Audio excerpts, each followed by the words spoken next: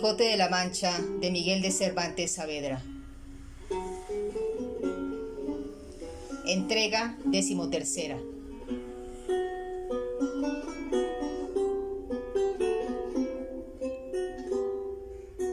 Capítulo 20.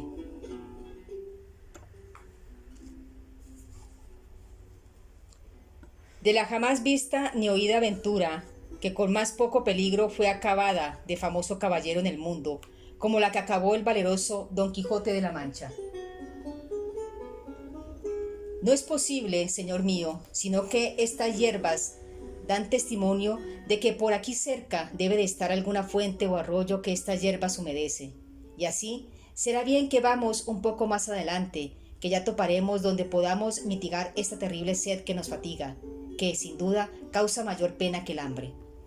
Parecióle bien el consejo a Don Quijote, y tomando de la rienda a Rocinante y Sancho del cabestro a su asno, después de haber puesto sobre él los relieves que de la cena quedaron, comenzaron a caminar por el prado arriba a tiento, porque la oscuridad de la noche no les dejaba ver cosa alguna.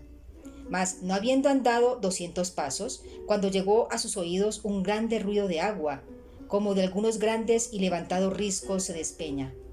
Alegróles el ruido en gran manera, y parándose a escuchar hacia qué parte sonaba, oyeron a deshora otro estruendo que les agudó el contento del agua, especialmente a Sancho, que naturalmente era medroso y de poco ánimo.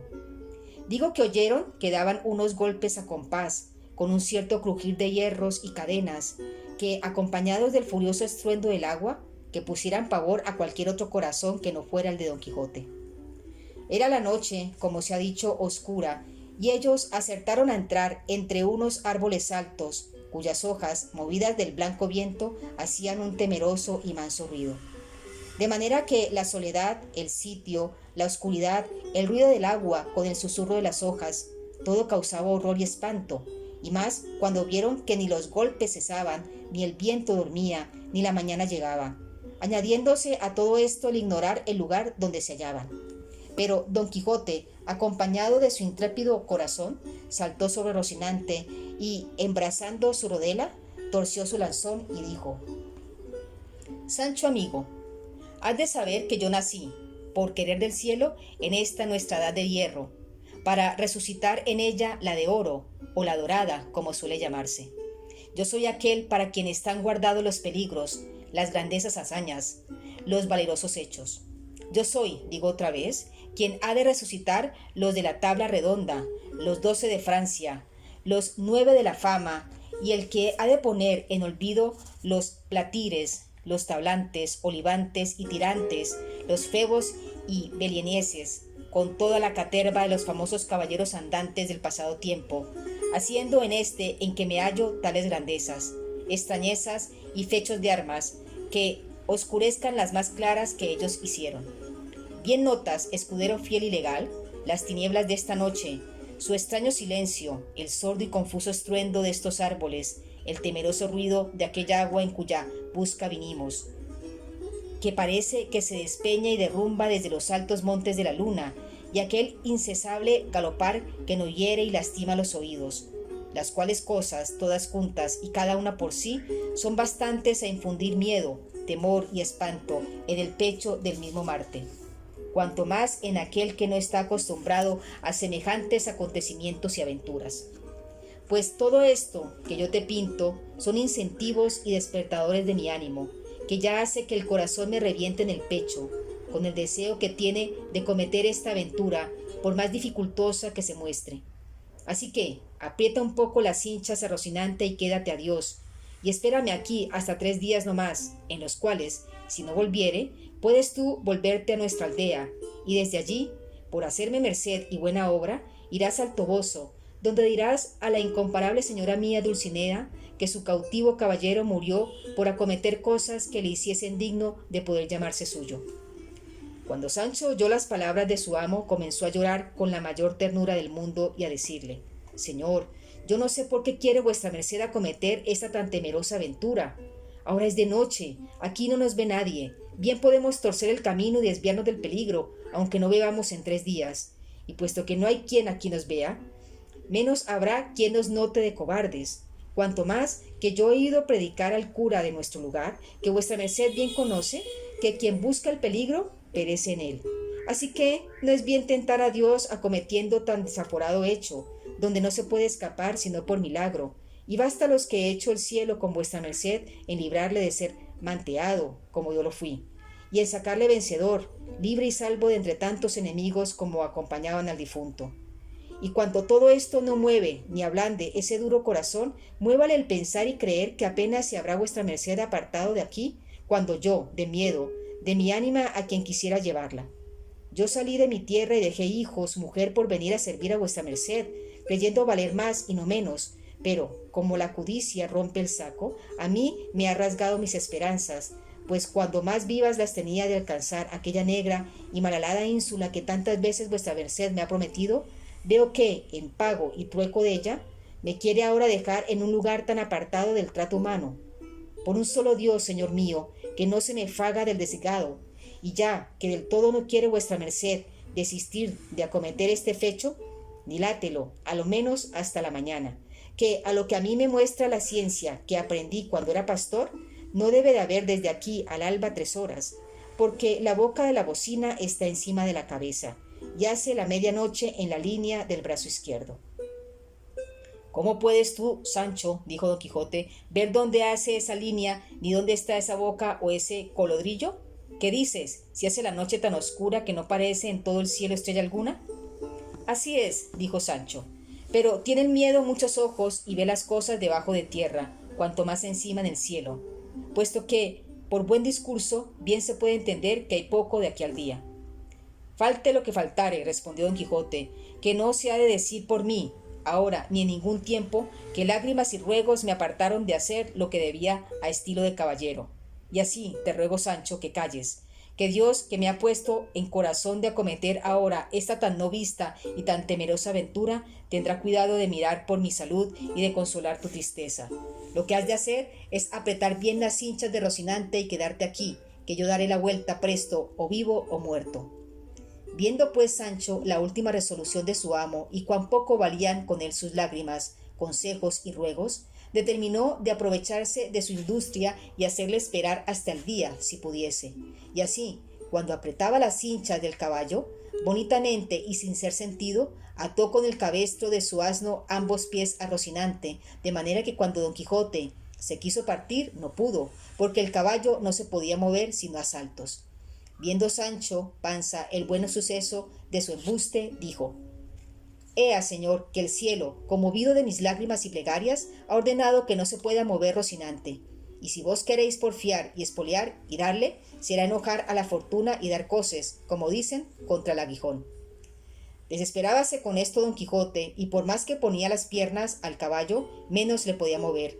Y sin caer en la cuenta de la ligadura, tuvo por bien de sosegarse y esperar, o a que amaneciese, o a que Rocinante se menease, creyendo, sin duda, que aquello que venía de otra parte que de la industria de Sancho, y así dijo: Pues así es, Sancho, que Rocinante no puede moverse.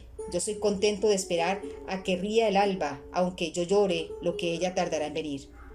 No hay que llorar, respondió Sancho, que yo entretendré a vuestra merced contando cuentos desde aquí al día, si ya no es que quiere apear y echarse a dormir un poco sobre la verde hierba, a uso de caballero andante, pues hallábase más descansado cuando llegué el día y punto de cometer que tan desmajarada aventura que le espera. ¿A qué llamas apear o a dormir?, dijo don Quijote. ¿Soy yo, por ventura, de aquellos caballeros que toman reposo en los peligros? Duerme tú, que naciste para dormir, o haz lo que quieras, que yo haré lo que viene más que viene con mi pretensión. No se enoje vuestra merced, señor mío, respondió Sancho, que no le dije por tanto. Y, llegándose a él, puso la una mano en la arzón del delantero y la otra del otro, de modo que quedó abrazado con el muslo izquierdo de su amo, sin osarse apartar de él un dedo. Tal era el miedo que tenía a los golpes que todavía alternativamente sonaban. Díjole don Quijote que contase algún cuento para entretenerle, como se lo había prometido, a lo que Sancho dijo que se hiciera si le dejara el temor de que lo oía.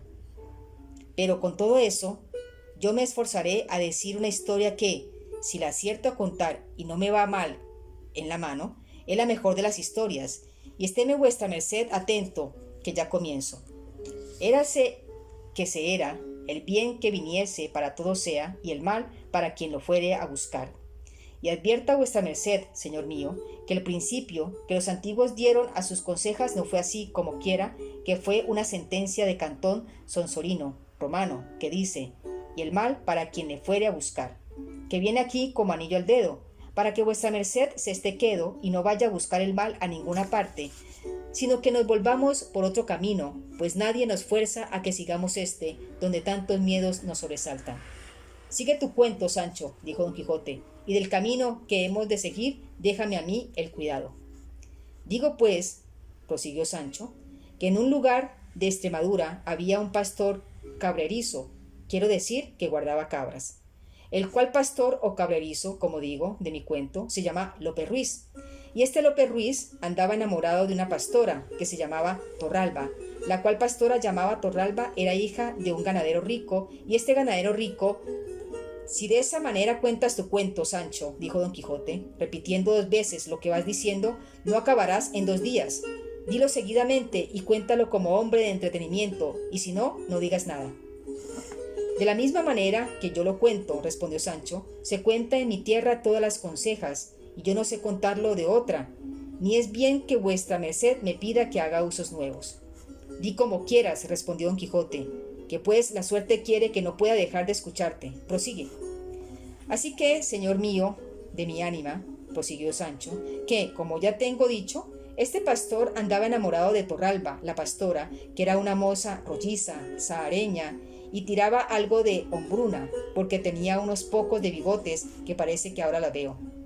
Luego, ¿conocíala tú? Dijo don Quijote. No la conocí yo, respondió Sancho, pero quien me contó este cuento me dijo que era tan cierto y verdadero que podía bien, cuando lo contase a otro, afirmar y jurar que lo había visto todo.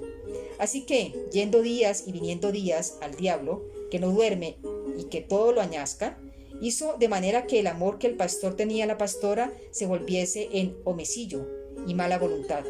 Y la causa fue, según malas lenguas, una cierta cantidad de celillos que ella le dio tales, que pasaban de la raya y llegaban a lo vedado. Y fue tanto lo que el pastor la aborreció de allí en adelante, que por no verla se quiso ausentar de aquella tierra e irse donde sus ojos no la viesen jamás. La Torralba, que se vio desdeñada de Lope, luego le quiso bien, más que nunca le había querido. Esa es natural condición de mujeres, dijo don Quijote, desdeñar a quien las quiere y amar a quien las aborrece. Pasa adelante, Sancho. Sucedió, dijo Sancho, que el pastor puso por obra su determinación y, antecogiendo sus cabras, se encaminó por los campos de Extremadura para pasarse a los reinos de Portugal. La Torralba, que lo supo, se fue tras él, y seguíale a pie y descalza desde lejos, con un bordón en la mano y con unas alforjas al cuello, donde llevaba, según es fama, un pedazo de espejo y otro de un peine, y no sé qué botecillo de mudas para la cara. Mas, llevase lo que llevase, que yo no me quiero meter ahora en averiguarlo. Solo diré que dicen que el pastor llegó con su ganado a pasar el río Guadiana, y en aquella sazón iba crecido y casi fuera de madre. Y por la parte que llegó no había barca ni barco, ni quien le pasase a él ni a su ganado de la otra parte. De lo que se congojó mucho, porque veía que la Torralba venía ya muy cerca y le había de dar mucha pesadumbre con sus ruegos y lágrimas. Mas tanto anduvo mirando que vio un pescador que tenía junto a sí un barco, tan pequeño que solamente podía caber en él una persona y una cabra. Y con todo esto le habló y concertó con él que le pasase a él y 300 cabras que llevaba. Entró el pescador en el barco y pasó una cabra. Volvió y pasó otra. Tornó a volver y tornó a pasar otra. Tengo a vuestra merced cuenta en las cabras que el pescador va pasando, porque si se pierde una de la memoria, se acabará el cuento y no será posible contar más palabras de él. Sigo pues, y digo que el desembarcadero de la otra parte estaba lleno de cientos y resbalosos, y tardaba el pescador mucho tiempo en ir y volver. Con todo esto, volvió por otra cabra, y otra, y otra. Haz cuenta que las pasó todas, dijo don Quijote, no andes yendo y viniendo de esa manera, que no acabarás de pasarlas en un año. ¿Cuántas han pasado hasta ahora? Dijo Sancho. Yo qué diablo sé, respondió don Quijote. He ahí lo que yo dije, que tuviese buena cuenta, pues por Dios que se ha acabado el cuento y no hay que pasar adelante. ¿Cómo puede ser eso?, respondió don Quijote. Tan de esencia la historia saber las cabras que han pasado por extenso, que si yerra una del número no puede seguir adelante con la historia. No, señor, en ninguna manera, respondió Sancho, porque así como yo pregunté a vuestra merced que me dijese cuántas cabras habían pasado, y me respondió que no sabía, en aquel mismo instante se me fue a mí de la memoria cuánto me quedaba por decir, y a fe que era de mucha virtud y contento. De modo, dijo don Quijote, que ya la historia es acabada. Tan acabada es como mi madre, dijo Sancho. Dígote de verdad, respondió don Quijote, que tú has contado una de las más nuevas consejas, cuento o historia que nadie pudo pensar en el mundo, y que tal modo de contarla ni dejarla jamás se podrá ver ni habrá visto en toda la vida, aunque no esperaba yo otra cosa de tu buen discurso. Mas no me maravillo, pues quizás estos golpes, que no cesan, te deben de tener turbado el entendimiento. Todo puede ser, respondió Sancho, mas yo sé que en lo de a mi cuento no hay más que decir, que allí se acaba do comienza el hierro de la cuenta del pasaje de las cabras. Acabe norabuena donde quisiere, dijo don Quijote, y veamos si se puede mover Rocinante. Tornóle a poner las piernas y él tornó a dar saltos y a estarse quedo, tanto estaba de bien atado. En esto parece ser o que el frío de la mañana, que ya venía, o que Sancho hubiese cenado algunas cosas lenitivias, o que fuese cosa natural, que es lo que más se debe creer, a él le vino en voluntad y deseo de hacer lo que otro no pudiera hacer por él. Mas era tanto el miedo que había entrado en su corazón, que no osaba apartarse un negro de uña de su amo. Pues pensar de no hacer lo que tenía gana tampoco era posible, y así lo que hizo, por bien de paz, fue soltar la mano derecha, que tenía asida al arzón trasero, con la cual bonitamente y sin rumor alguno se soltó la lanza corrediza con la que los calzones se sostenían, y sin ayuda de otra alguna, y en quitándosela dieron luego abajo y se le quedaron como grillos. Tras esto alzó la camisa lo mejor que pudo y echó al aire estrambas posaderas que no eran muy pequeñas. Hecho esto, que él pensó que era lo más que tenía que hacer para salir de aquel terrible aprieto y angustia, le sobrevino otra mayor, que fue que le pareció que no podía mudarse, sin hacer estrépito y ruido, y comenzó a apretar los dientes y a encoger los hombros, recogiendo en sí el aliento todo cuanto podía. Pero con todas estas diligencias fue tan desdichado que, al cabo, vino a hacer un poco de ruido, bien diferente de aquel que él le ponía tanto miedo. Oyóle don Quijote y dijo: ¿Qué rumor es ese, Sancho? No sé, señor, respondió él. Alguna cosa nueva debe de ser, que las aventuras y desventuras nunca comienzan tampoco. Tornó otra vez a probar ventura, y sucedióle también que, sin más ruido ni alboroto que el pasado, se halló libre de la carga que tanta pesadumbre le había dado. Mas, como don Quijote tenía el sentido del olfato tan vivo como el de los oídos, y Sancho estaba tan junto y cosido con él, que casi por línea recta subían los vapores hacia arriba, no se pudo escuchar de que algunos no llegasen a sus narices, y apenas hubieron llegado cuando él fue al socorro, apretándolas entre los dedos, y con tono algo ganjoso dijo: «Paréceme, Sancho, que tienes mucho miedo». «Sí tengo», respondió Sancho, «mas ¿en qué lo echa de ver vuestra merced ahora más que nunca?» «En que ahora más que nunca hueles, y no ámbar», respondió don Quijote. «Bien podrá ser», dijo Sancho, «mas yo no tengo la culpa, sino vuestra merced, que me trae a deshoras y por estos no acostumbrados pasos». «Retírate 3 o 4 allá, amigo», dijo don Quijote, todo esto sin quitarse los dedos de las narices, «y desde aquí adelante ten más cuenta con tu persona y con los que debes a la mía, que la mucha conversación que tengo contigo ha engendrado este menosprecio». «Apostaré», replicó Sancho, «que piensa vuestra merced que yo he hecho de mi persona alguna cosa que no debía». «Peor es menearlo, amigo Sancho», respondió don Quijote. En estos coloquios y otros semejantes pasaron la noche amo y mozo, mas viendo Sancho que a más andar se venía la mañana, con mucho tiento desligó a Rocinante y se ató los calzones. Como Rocinante se vio libre, aunque el de suyo no era nada brioso, parece que se resintió y comenzó a dar manotadas, porque con Bertas, con perdón suyo, no las sabía hacer. Viendo pues don Quijote que ya Rocinante se movía, lo tuvo a buena señal, y creyó que lo era de que acometiese aquella temerosa aventura. Acabó en esto de descubrirse el alba y de parecer distintamente las cosas, y vio don Quijote que estaba entre unos árboles altos, que ellos eran castaños, que hacen la sombra muy oscura. Sintió también que el golpear no cesaba, pero no vio quién lo podía causar, Y así, sin más detenerse, hizo sentir las espuelas a Rocinante, y tornando a despedirse de Sancho, le mandó que allí le aguardase 3 días, a lo más largo, como ya otra vez se lo había dicho, y que si al cabo de ellos no hubiese vuelto, tuviese por cierto que Dios había sido servido de que en aquella peligrosa aventura se le acabasen sus días. Tornóle a referir el recado y embajada que había de llevar de su parte a su señora Dulcinea, y que en lo que tocaba a la paga de sus servicios no tuviese pena, porque él había dejado hecho su testamento antes que saliera de su lugar, donde se hallaría gratificado de todo lo tocante a su salario, rata por cantidad, del tiempo que hubiese servido, pero que si Dios le sacaba de aquel peligro sano y salvo y sin cautela, se podía tener por más bien que cierta la prometida ínsula. De nuevo tornó a llorar Sancho, oyendo de nuevo las lastimeras razones de su buen señor, y determinó de no dejarle hasta el último tránsito y fin de aquel negocio.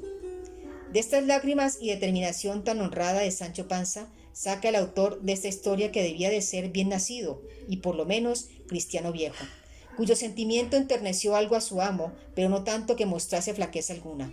Antes, disimulando lo mejor que pudo, comenzó a caminar hacia la parte por donde le pareció que el ruido del agua y del golpear venía. Seguíale Sancho a pie, llevando, como tenía de costumbre, del cabestro a su jumento, perpetuo compañero de sus prosperas y adversas fortunas. Y habiendo andado una buena pieza por entre aquellos castaños y árboles sombríos, vieron en un pradecillo que al pie de unas altas peñas se hacía, de las cuales se precipitaba un grandísimo golpe de agua. Al pie de las peñas estaban unas casas mal hechas, que más parecían ruinas de edificios que casas, de entre las cuales advirtieron que salía el ruido y estruendo de aquel galopar, que aún no cesaba. Alborotóse Rocinante con el estruendo del agua y de los golpes, y sosegándole Don Quijote, se fue llegando poco a poco a las casas, encomendándose de todo corazón a su señora, suplicándole que en aquella temerosa jornada y empresa le favoreciese, y de camino se encomendaba también a Dios, que no le olvidase. No se le quitaba a Sancho del lado, el cual alargaba cuanto podía el cuello y la vista por entre las piernas del Rocinante, por ver si vería ya lo que tan suspenso y medroso le tenía. Otros 100 pasos serían los que anduvieron, cuando, al doblar de una punta, pareció descubierta y patente la misma causa, sin que pudiese ser otra, de aquel horrísono y para ellos espantable ruido, que tan suspensos y medrosos toda la noche los había tenido. Y eran, si no lo has, oh lector, por pesadumbre y enojo, 6 mazos de batán, que con sus alternativos golpes aquel estruendo formaban. Cuando Don Quijote vio lo que era, enmudeció y pasmóse de arriba abajo. Miróle Sancho y vio que tenía la cabeza inclinada sobre el pecho, con muestras de estar corrido. Miró también Don Quijote a Sancho y vióle que tenía los carrillos hinchados y la boca llena de risa, con evidentes señales de querer reventar con ella, y no pudo su melancólica tanto con él que a la vista de Sancho pudiese dejar de reírse. Y como vio Sancho que su amo había comenzado, soltó la presa de manera que tuvo necesidad de apretarse las ijadas con los puños por no reventar riendo.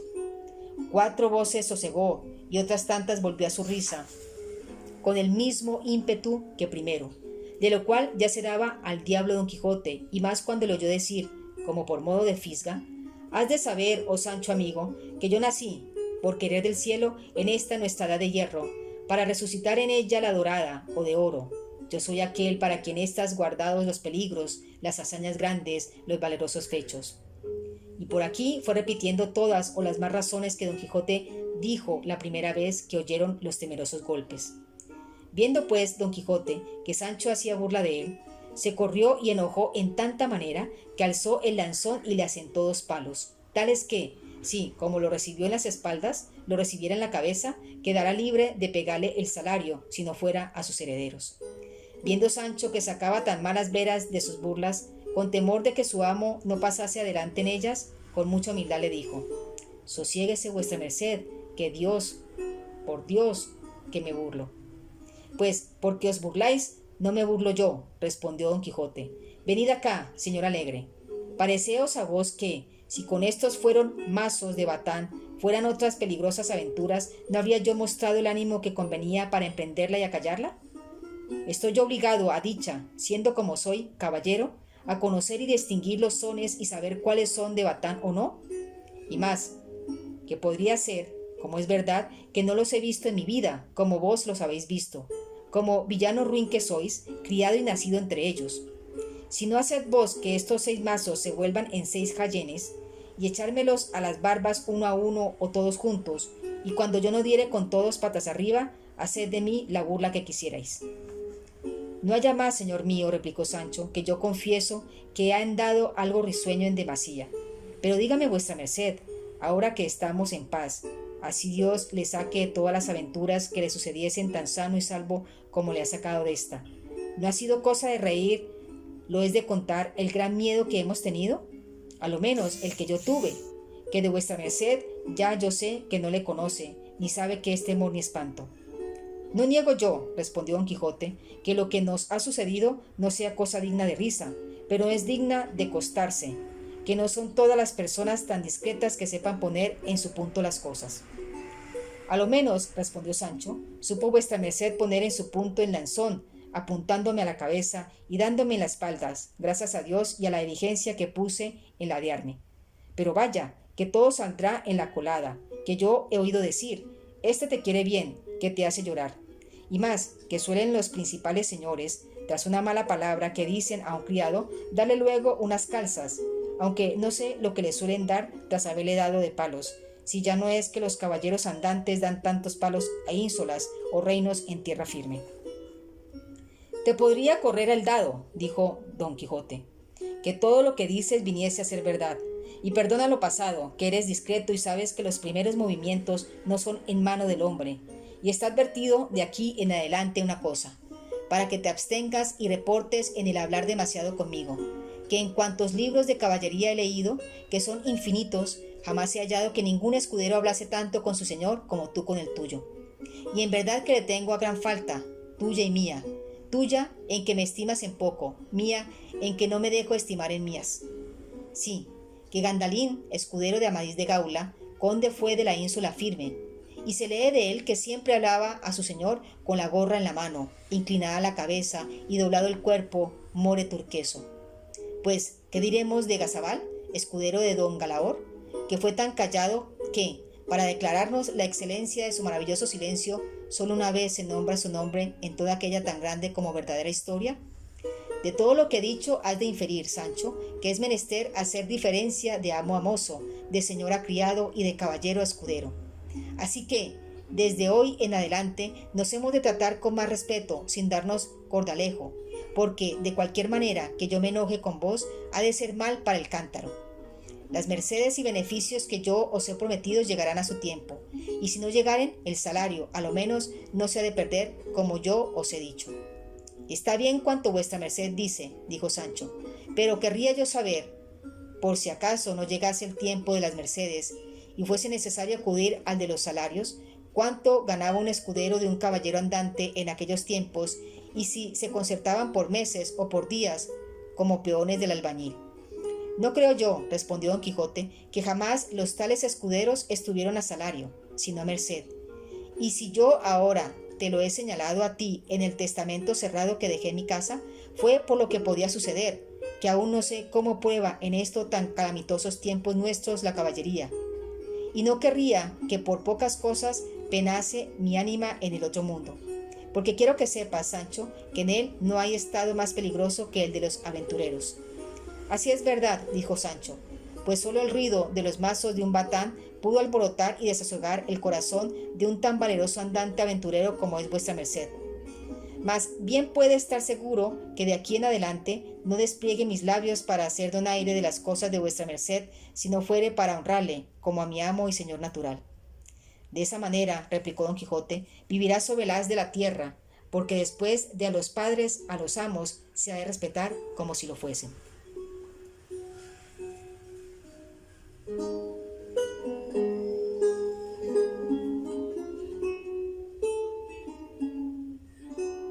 Y para vuestras mercedes llega la entrega número 14.